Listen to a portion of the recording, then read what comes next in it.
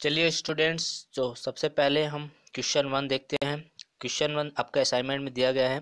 यदि कांच और जल के अपेक्षिक अपवर्तनांक क्रमशः 3/2 एवं 4/3 है, तो जल और कांच में प्रकाश के चाल की अनुपात ज्ञात करना है। ठीक है, कहने का मतलब जल और कांच में प्रकाश की चाल का क्या निकालना है, आपको अनुपात निकालना है। सबसे पहले आंसर कैसे लिखेंगे, ऐसे ही लिखना जैसे कि मैं लिखा हूँ। सबसे पहले लिखेंगे, दिया है कांच का अपवर्तनांक कितना दिया है 3/2। उसके बाद पानी का अपवर्तनांक कितना दिया है क्वेश्चन में 4/3। चूंकि हमें ज्ञात है कि निर्वात में प्रकाश की चाल कितना होती है, 3 × 10⁸ मीटर प्रति सेकंड होती है। आपको सूत्र मालूम होना चाहिए कि आपका जो माध्यम का जो अपवर्तनांक होता है उसका सूत्र होता है निर्वात में प्रकाश की चाल, इसको सी से व्यक्त करते हैं, बटे माध्यम में प्रकाश की चाल, इसको भी से शो करते हैं। ठीक है, ये सी और ये भी। तो देखिए, और हाँ, जो आपका माध्यम का अपवर्तनांक होता है इसको किससे शो करते हैं, इसको एन से शो किया जाता है। ठीक है, खैर अब देखिए, इसको आप सबसे पहले आप कांच में प्रकाश की चाल निकालेंगे। देखिए, कांच में प्रकाश की चाल को भी जी से शो किया गया है, क्योंकि आपको पता है कांच क्या है, एक माध्यम है। तो माध्यम के लिए भी, और जी मतलब ये क्या है आपका ग्लास, ग्लास यानी कांच, तो भी जी से शो करेंगे। चूंकि देखिए यहाँ पे सूत्र पे फॉलो करेंगे तो माध्यम का अपवर्तनांक, तो देखिए माध्यम क्या है यहाँ पे कांच, और कांच का अपवर्तनांक आपको दिया गया है। कांच का अपवर्तनांक कितना है 3/2। तो यहाँ पे आप माध्यम के अपवर्तनांक की जगह क्या लिखेंगे, 3/2 लिखेंगे, बराबर निर्वात में प्रकाश की चाल। तो देखिए निर्वात में प्रकाश की चाल कितना है, 3 × 10⁸। तो यहाँ पे आप लिखेंगे 3 × 10⁸, बटे बटे में दिया है माध्यम में प्रकाश की चाल। तो देखिए माध्यम में प्रकाश की चाल, इसी को तो ज्ञात करेंगे कि जो माध्यम है कांच, उसमें प्रकाश की चाल कितनी, यही ज्ञात करना है। तो इसको आप भीजी मानेंगे। ठीक है, इसी को ज्ञात करना है। तो v इक्वल टू क्या हो जाएगा, यहाँ से 3 और 3 क्या हो जाएगा, कट जाएगा। ठीक है, तो देखिए 2 का इधर तिर्यक गुणा हो जाएगा, तो 2 गुणित क्या हो गया 10⁸ मीटर प्रति सेकंड। ये आपका निकल गया कांच में प्रकाश की चाल। ठीक है, अब निकालेंगे पानी में प्रकाश की चाल, वी डब्ल्यू, क्योंकि डी डब्ल्यू क्या होगा, वाटर, वाटर यानी पानी। ठीक है, तो वी डब्ल्यू, तो देखिए इसके लिए भी वही सूत्र पे फॉलो करेंगे, माध्यम का अपवर्तनांक।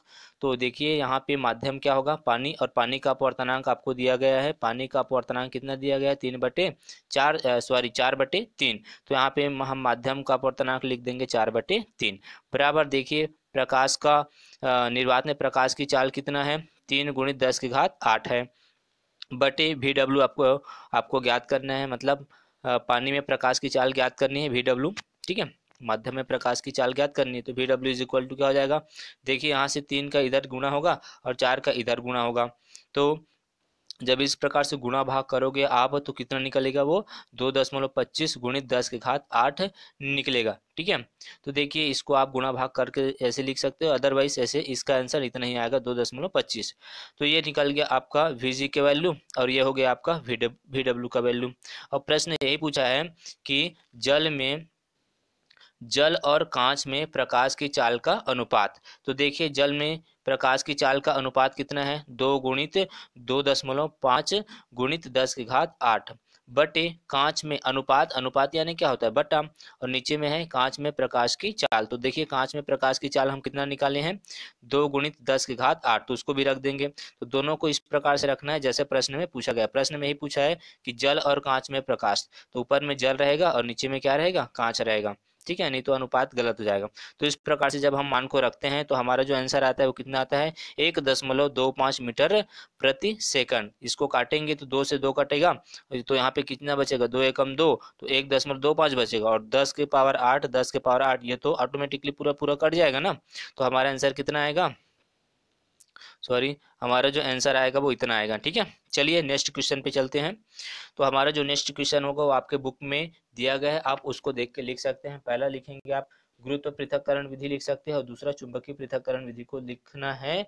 इतना लिखने के बाद ये देखो आपका जो हिंदी में लिखा है इसको पूरा विधि को लिखोगे, और साथ में डायग्राम भी बनाना है, सचित्र वर्णन करने के लिए बोला गया है। ठीक है, तो आप दोनों, वैसे तो 3 विधि है अयस्क साधारण की, तो आप 3 में से कोई 2 विधि आप बुक को देख कर लिख लेंगे। ठीक है, चलिए तीसरे क्वेश्चन की ओर बढ़ते हैं।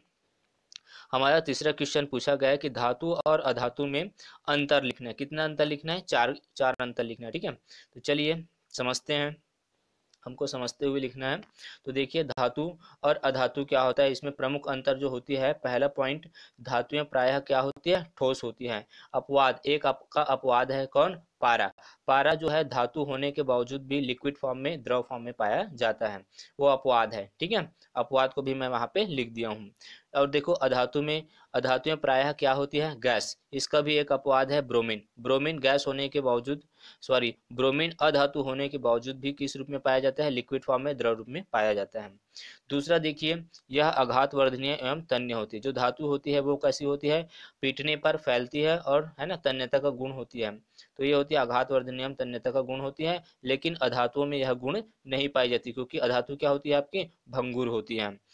देखिए तीसरा पॉइंट, धातुओं में इलेक्ट्रॉन त्यागने का गुण होता है। ठीक है, आपने पढ़ा होगा आवर्त सारणी में कि जो धातु होता है, जैसे कि आपका एक धातु ले लेते हैं सोडियम, सोडियम क्या करता है, एक इलेक्ट्रॉन त्यागने का गुण रखता है ना। केवल सोडियम की बात नहीं करें, जितने भी आपके धातु होते हैं उन सभी में इलेक्ट्रॉन त्यागने का क्या होता है, गुण पाया जाता है। वो आसानी से इलेक्ट्रॉन त्यागने का गुण रखते हैं।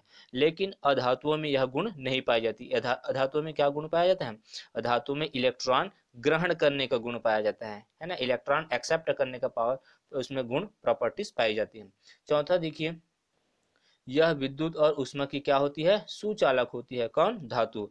अधातु क्या होगी, यह विद्युत और उष्मा की क्या होती है, कुचालक होती है। ठीक है, तो ये हो गया धातु और अधातु में प्रमुख अंतर, चार अंतर। इस प्रकार से आप लिखेंगे, आपको फुल में फुल मार्क्स जरूर मिलेंगे। चलिए नेक्स्ट क्वेश्चन पे चलते हैं। जो हमारा चौथा क्वेश्चन है वो क्या बोला है कि आपको कोई द्रव अधातु है ना, ये अधातु है, कोई द्रव अधातु के नाम लिखने हैं और उनका संकेत भी लिखना है, साथ ही उनके तीन रासायनिक गुणों की व्याख्या भी करनी है। तो देखिए आपका द्रव अधातु जो आपका ब्रोमीन है, अभी हमने पढ़ा धातु अधातु में, ये देखिए जो ब्रोमीन होता है वो अधातु है, लेकिन वो लिक्विड फॉर्म में पाया जाता है। ठीक है, और ब्रोमीन का संकेत बहुत ही सरल है, Br होता है ब्रोमीन का संकेत। और इनके तीन रासायनिक गुण की बात करें तो पहला जो इसका रासायनिक गुण होगा वो क्या होगा, यह तीव्र ऑक्सीकारक पदार्थ होता है। ठीक है, यह तीव्र ऑक्सीकारक पदार्थ, पहला पॉइंट। दूसरा पॉइंट क्या हो जाएगा कि ब्रोमीन को जब हैलोजन के साथ, हैलोजन आपको पता होगा, ग्रुप 17 के तत्वों को क्या बोलते हैं, हैलोजन तत्व बोलते हैं। तो देखिए ब्रोमीन का जब हैलोजन के साथ क्रिया होता है तो कौन क्या बनेगा, ब्रोमीन हैलाइड बनता है। ठीक है, जैसे कि देखिए ब्रोमीन है, यहाँ पे हैलोजन की जगह आप कुछ भी ले सकते हो, जैसे कि आप फ्लोरीन ले लो, क्लोरीन ले लो, क्योंकि ये सभी क्या है, हैलोजन तत्व है। फ्लोरो, क्लोरो, ब्रोमो, एडो, ये सभी क्या है आपके हैलोजन तत्व। तो ये आपका ब्रोमीन का हैलोजन के साथ क्रिया करते हैं तो क्या बन रहा है, ब्रोमीन हैलाइड बन रहा है। ठीक, ये इसके केमिकल प्रॉपर्टीज हैं। तीसरा देखिए, इसमें ब्रोमीन का ऑक्सीजन के साथ क्रिया कराने पर तीन यौगिक बनते हैं। देखिए ब्रोमीन का जब ऑक्सीजन के साथ क्रिया करते हैं तो तीन यौगिक कौन कौन सा बनता है, एक बनता है Br2O3, दूसरा BrO2, और तीसरा बनता है Br3O8 बनते हैं। ठीक है, तो इस प्रकार से ब्रोमीन का ऑक्सीजन के साथ, देखो ब्रोमीन के ये सभी ऑक्साइड कहलाएंगे, तो ये बन रहा है। ठीक है, तो इस प्रकार से ये पूरे धातु का मतलब द्रव धातु का नाम, संकेत और उनके केमिकल प्रॉपर्टीज हैं, रासायनिक गुण हैं। चलिए नेक्स्ट क्वेश्चन पे चलते हैं। हमारा जो पांचवा और अंतिम क्वेश्चन है वो इस प्रकार है कि समतल दर्पण द्वारा बने प्रतिबिंब के मुख्य तीन लक्षण लिखना है। ठीक है, तो मैंने सबसे पहले समतल दर्पण में कैसा प्रतिबिंब बनता है उसको यहाँ पे डायग्राम के माध्यम से बता दिया गया है। तो आप भी क्या करेंगे, इस डायग्राम को बना लें ताकि आपको भी अच्छे से कॉन्सेप्ट क्लियर हो जाए। ठीक है, तो चलिए ये डायग्राम आपको मैं थोड़ा समझा देता हूँ। ये आपका क्या हो गया, समतल दर्पण हो गया। समतल दर्पण, ये क्या हो गई आपकी, कोई वस्तु हो गई। ठीक है, ये वस्तु है। तो वस्तु में जब कोई किरण ऐसे आपतित होती है, तो जब सीधी सीधी किरण जब ऐसे आपतित होती है किसी समतल दर्पण पे, तो क्या होता है, इसी की ओर वो क्या हो जाती है, प्रवर्तित हो जाती है। ठीक है, और जब ये तिरछी जाती है इस प्रकार से, तो इधर की ओर क्या हो जाती है, वो परावर्तित हो जाती है। तो लेकिन ये कहीं पे मिलता हुआ तो दिखाई नहीं दे रहा, तो क्या करते हैं, इसको पीछे की ओर बढ़ाते हैं। आप जो परावर्तित किरण उसको पीछे की ओर बढ़ाते हैं, और इधर वाले की परावर्तित किरण को इधर पीछे की ओर बढ़ाते हैं, तो इस पॉइंट पे मिलता हुआ दिखाई देता है। इसी प्रकार से क्या करेंगे, इसी प्रकार से हम बी में भी ऐसे प्रवर्तित किरण, जो निचला हिस्सा है ना, वस्तु का निचला हिस्सा, इधर से भी कोई किरण गई, यहाँ पे टकराई, फिर इधर की ओर फिर से प्रवर्तित हो गई, क्योंकि जब सीधा सीधा लंब होता है तो उसी दिशा पे वो क्या हो जाती है, प्रवर्तित हो जाती है।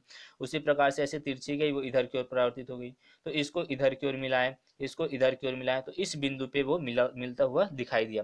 तो इस प्रकार से जब हम डायग्राम ड्रॉ करते हैं तो हमको ए डैश और बी डैश, देखिए ये ए का बना हुआ प्रतिबिंब ए डैश हो गया, और बी का जो बी है ना आपका बी वस्तु, बी का जो बना हुआ प्रतिबिंब क्या हो गया, बी डैश हो गया।